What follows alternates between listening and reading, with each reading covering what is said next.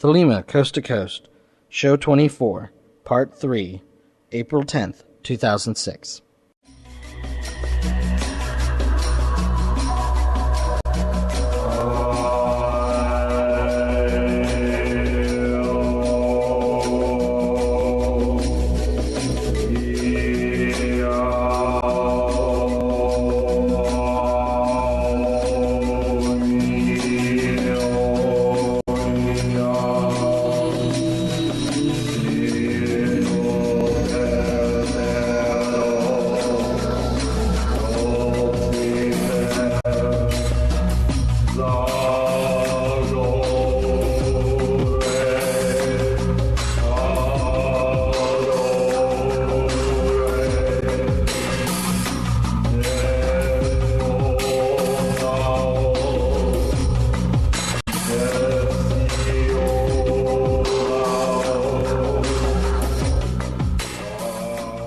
Do what thou wilt shall be the whole of the law. Welcome to Thelema, Coast to Coast. My name is John Crow, and I'm the host of the show. Over the last 2 days, I have released a audio version of the Book of the Law. The first one was a version read by Carolyn Hucker and produced by Stephen Ashe. The second was a group rendition produced by John Sewell with the assistance of a number of Thelemites in Seattle.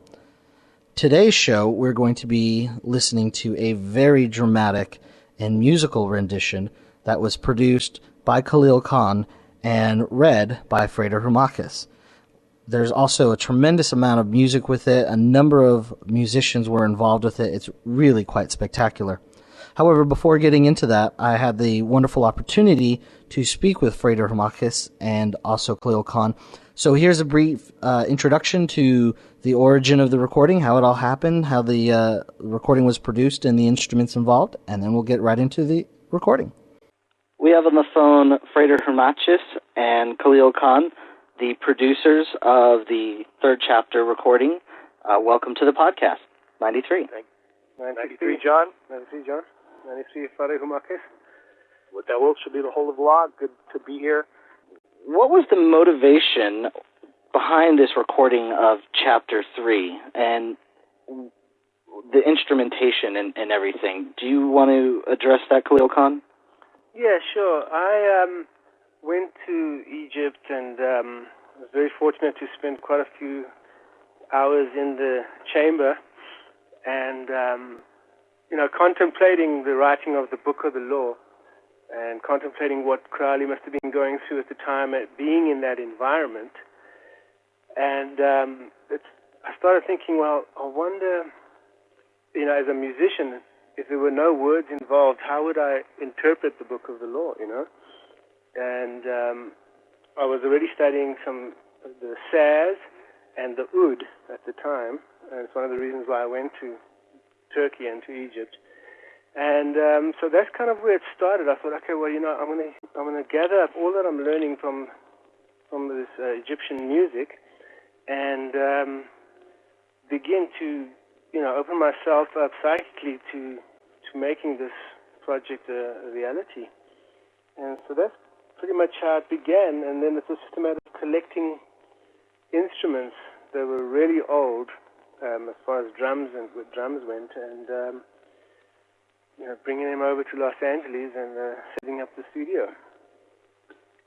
How many musicians were involved in the recording? Oh, wow. There's probably maybe about 10 of us altogether. And was it all done simultaneously with the music and the words being recited, or were they recorded at different times? The rhythm section was done simultaneously. I wanted to get a real sense of a lot of people playing drums.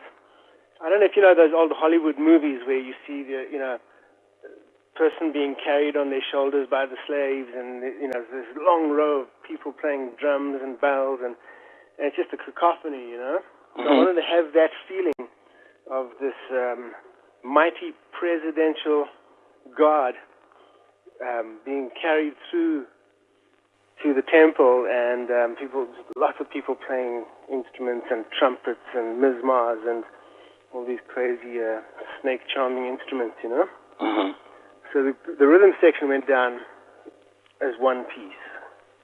And then after that we brought Frata Chrumakis in, and he did the reading. And then once he did the reading, we went in there with the ambient guitars and some African samples and vocal lines that we just allowed the words to arrange us, so to speak. You know? Mm-hmm. And Frater Chrumakis, what was your inspiration, or what did you bring to the text when you were speaking it? I think if there was anything that I brought to it was my ability to get out of the way and allow the chapter to speak itself through me. Certainly it has come through a particular lens, as it were, of my own consciousness, but I did my best to step out of the way, as it were. For me, the reading was a bit more foolish in nature, as Heru Raha can relate to the fool, in that Khalil, in approaching me, we were really just hanging out in the studio, if I recall, and he rather offhandedly said, I've been making this recording of the Book of the Law. Would you like to take a listen to it? And I did. It was very inspiring, even the basic tracks. And he said, well, how about laying down a reading? So I did my best to put on my best James Earl Jones voice and allowed my consciousness to slip out of the way in my foolish way and allow the God to come through. If I can, John, the one thing I'd like to say in addition to that is that this particular reading is just that, a particular reading, and that ultimately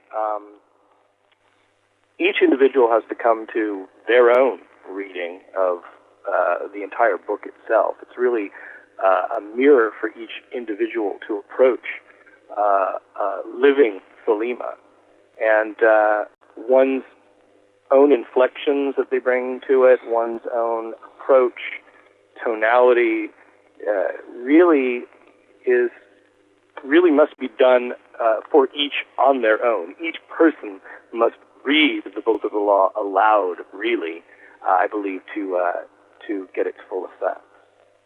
I think that is even alluded to in the short comment, all questions of the law are to be decided only by appeal to my writings, each for himself. So I think there is quite a resonance in that message, and that's why I think it's great of all the different versions of the Book of the Law that have been recorded, and even on this podcast showing 3 separate chapters read in 3 different ways. Sure. So, now, the 3rd chapter has been released on a CD by you, Khalil Khan, is that correct? Yeah, we've made it available to Thelemites who might be interested. Now, if I remember correctly, there was a notice that proceeds from that, the sale of that CD, went to the OTO. Is that correct? Yeah.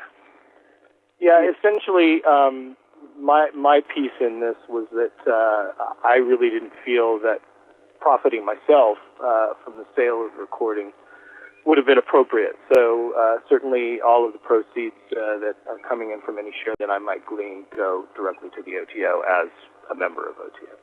And if somebody wanted to get a copy of this CD, how would they do that? Well, one of the things they can do is they can go to one of the musicians has a website, robbierob.com. It's available from that. Send an email, log in, send an email, and people will get hold of me, and I'll make a copy and send it off. Okay. Just for clarity, that's www.robbierobb.com. And I will have a link in the show notes. Great. Well, wonderful. Is there anything else you all would like to add? That ultimately, the 3rd chapter is about the word of the Aeon, Abrahadabra, which really is a call to arms, in a sense. It is a map of the revolution that we are all undertaking on a global level and on an interpersonal level. and it is a call to create as we each speak, and to recognize the power of a logos, the power of a word to manifest reality is incredibly important. And this power exists within each of us, and each of us can manifest this directly by tapping into it at its very source. So I encourage each person to take what inspiration they may receive from hearing this recording and to go out and manifest in that power. Very well said. Regarding the actual music, yes, all the instruments are traditional Egyptian instruments. You've got the mizmar, the oud, the saz, and doumbeks, and ancient Egyptian versions of what was like the tabla, made with clay, and there's also an instrument called the izraj. And the main rhythm is held down by these ancient Egyptian drums, but the one thing we added in there was the garifuna drums, which come from the Belize area. There's a lot of voodoo type drumming, and these drums, we actually went down there and got them from there. And it was made by a master drummer. And the rhythm that we used is an ancient Egyptian rhythm used to drive away evil spirits. So, and it's quite interesting because that rhythm is very militant.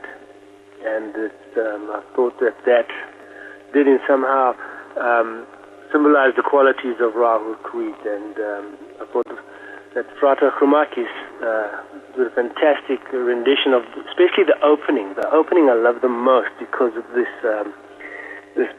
fantastic, out of silence, you hear this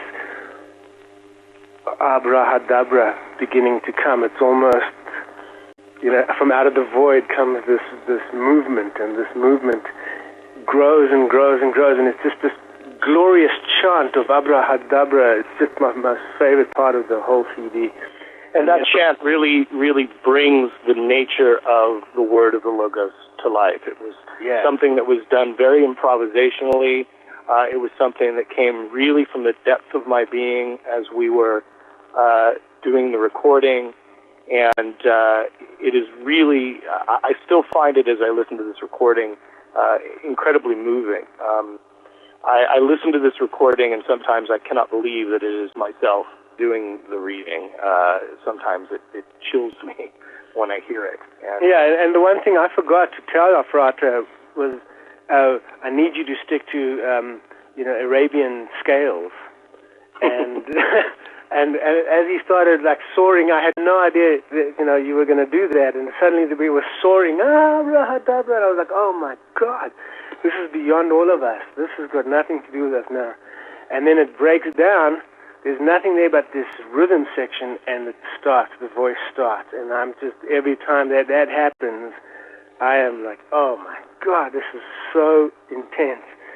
And then it goes, and it goes through the whole thing, and there's some wonderful moments in the piece you'll hear where it breaks down, where the threat of alienating one's heart through toying with old sweetnesses.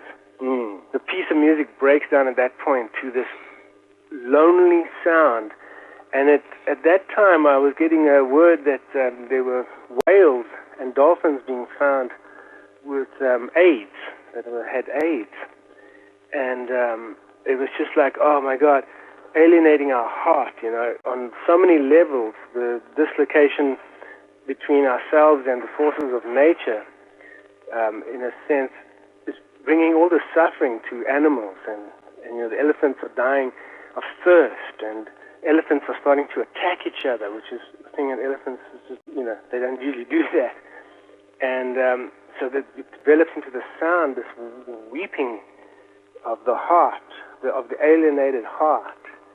And then at the end of that, we move back into this thing where now it shall be known that I'm a god of war, The 80 shall cower.